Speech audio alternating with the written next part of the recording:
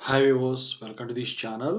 ముందుగా అయితే ఇంతవరకు ఈ ఛానల్ సబ్స్క్రైబ్ చేసుకోని వాళ్ళు ఎవరైనా ఉన్నట్టయితే ఖచ్చితంగా అయితే సబ్స్క్రైబ్ చేసుకొని ఈ వీడియోని లైక్ చేసి షేర్ చేయండి. చూసిన ప్రతి ఒక్కళ్ళు సబ్స్క్రైబ్ చేసుకొని ఈ వీడియోని లైక్ చేయండి, షేర్ చేయండి మీ ఫ్రెండ్స్కి.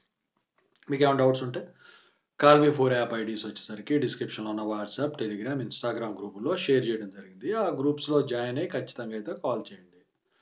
ఇక టాపిక్‌లో వెళితే ఏంటంటే చాలామంది స్టూడెంట్స్ అడుగుతున్నారు. ఏపీ డిప్లొమా ఎగ్జామ్స్ ఏదైతే ఉందో ఆఫ్‌లైన్ కరెక్షన్ కదా! మీరు క్లారిటీ ఇవ్వలేదు లాస్ట్ వీడియోలో చెప్పిందని చెప్పేసేసి. తెలంగాణది, ఏపీది 2 కలిపి చెప్పాను కాబట్టి కొంచెం కన్‌ఫ్యూజన్‌లో ఉన్నారు. సో, ఏపీలో డిప్లొమా ఎగ్జామ్స్ అన్నీ గూడా ఆఫ్‌లైన్ కరెక్షన్. ఆ ప్రాసెస్ ఎలా ఉంటది? ఇప్పుడు కొన్ని కొన్ని మిస్టేక్స్ మీరెలా జేస్తారు? దానికి నేను చెప్తాను. ఎందుకంటే చాలామంది మెసేజ్‌లు పెడుతున్నారు. ఏబీ ఏయలేదండి మార్కులేస్తారా? ఇది ఇది అని చెప్పేసి. సో, దాని గురించి చెప్పబోతున్నాను. మీ ఫ్రెండ్స్‌కైతే ఖచ్చితంగా షేర్ చేయండి దీన్ని.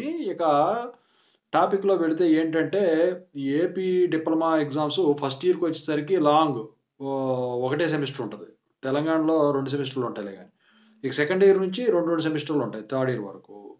అయితే ఇక్కడ మీరు గమనించాల్సిందేంటంటే, ఆఫ్‌లైన్ కరెక్షన్ కాబట్టి మాన్యుయల్‌గానే పేపర్ వేయాల్సి జరుగుతది.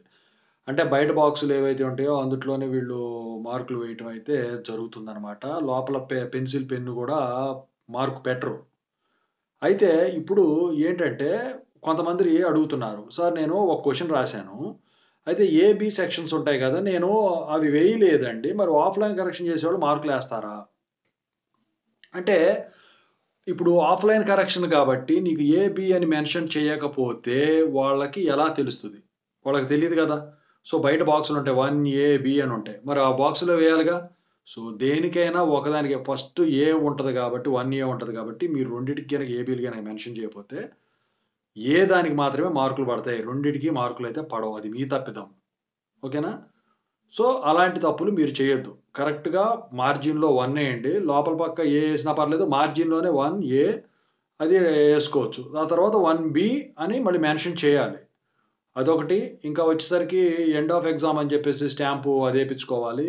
ఇంకా వచ్చేసరికి ఏంటంటే, మీరు 1 ఏ ఒక చోట, 1 బి ఒక చోట రాయొచ్చు. కంపల్సరీ పక్క పక్కన రాయాలనైతే ఏం లేదండి. స్టూడెంట్స్ అడుగుతున్నారని వీడియో చేయడం జరిగింది. Thank you so much. ఈ వీడియోని షేర్ చేయండి.